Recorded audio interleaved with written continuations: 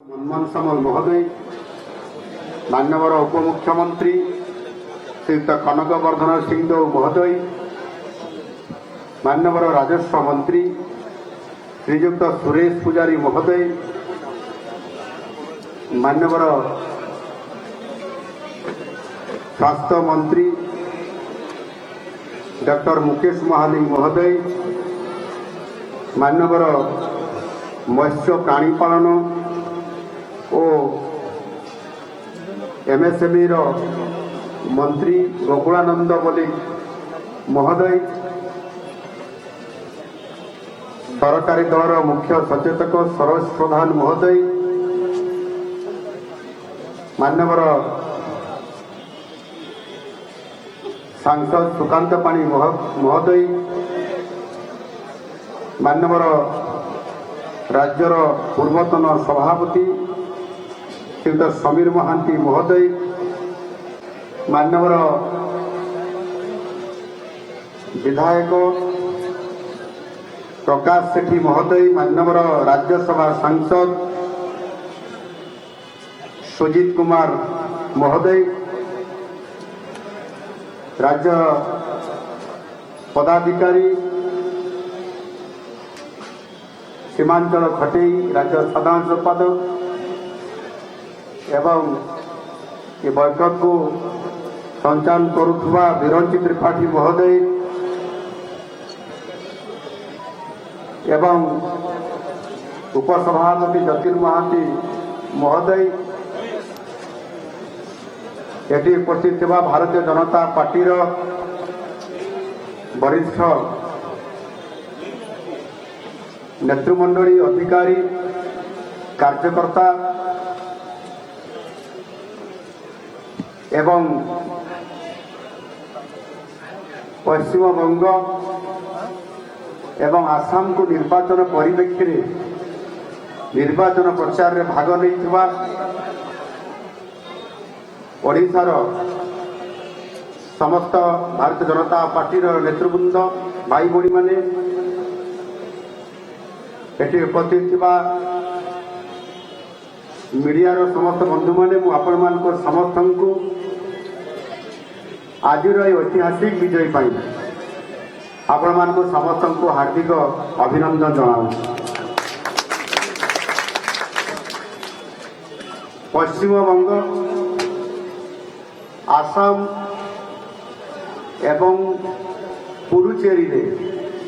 जनसाधारण जो जनमत देइछंती ताहा तो निश्चित भाव में कहबी ये होउछि विश्वर सबुठारु बृहत गणतंत्र राष्ट्रर ये होउछि निच्छक प्रत्यक्ष गणतंत्र विजय। आम दलर नीति और आदर्श लोकंकर भरोसा दिन को दिन बढ़िबारे लागिछि एवं आज आमे 20+ आज आम 22+ को पहुंचले एभली एक खुशी मुहूर्त अर्थात 22 राज्य अधिक राज्य आज आमर भारतीय जनता पार्टी एवं एनडीए नेतृत्व रे आज आम शासन रे अछंती से काश्मीर कन्याकुमारी पर्यंत एवं आसाम अरुणाचल प्रदेश रु पश्चिम गुजरात पर्यंत जो पटे देखिए गैरिक जो भी देखिए एक राष्ट्रवादी विचारधारार सुशासन झलक देखा मिलुछि एवं से मु आज खुशी मुहूर्त एटी उपस्थित समस्त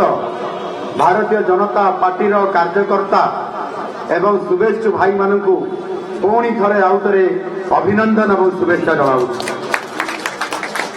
ये विजय केवल संख्यार खेल नुहे बरं जनसभा प्रति ये हूँ आमर प्रतिबद्धतार प्रतिफलन। पश्चिम बंगर भाई भौणी माने आज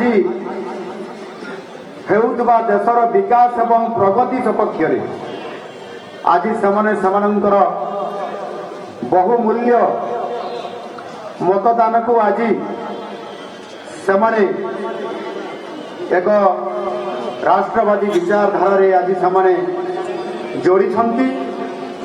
एवं से भाव आसाम जनसाधारण आसाम रे दुई थर भारतीय जनता पार्टी सरकार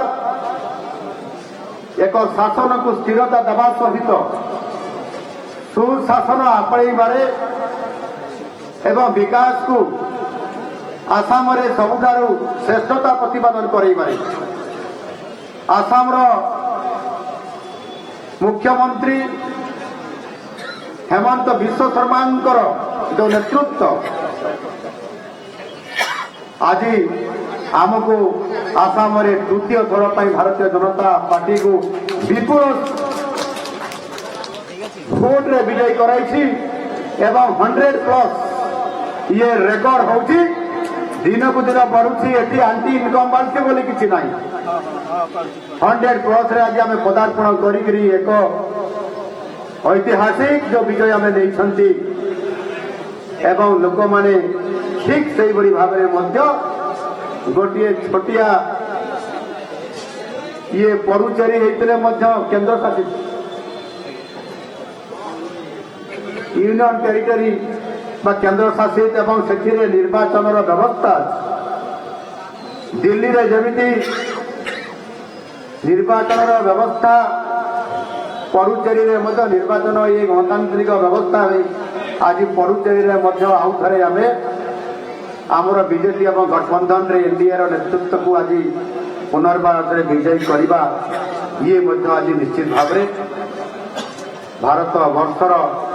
ये गणतांत्रिक राष्ट्र रे विकास और सुशासन को गुरुत्व देवा आज प्रत्येक स्तर रे आज महिला हूँ कृषक हूँ सीए पछुआ वर्ग हूँ बा युववर्ग हूँ आज समस्त आशा भरोसा विश्वास और आस्था प्रकट होगा ये निश्चित भाव में आज तार प्रतिफलन स्वरूप आज आम देखा पाइले एवं आज आम तार फल भी पाई।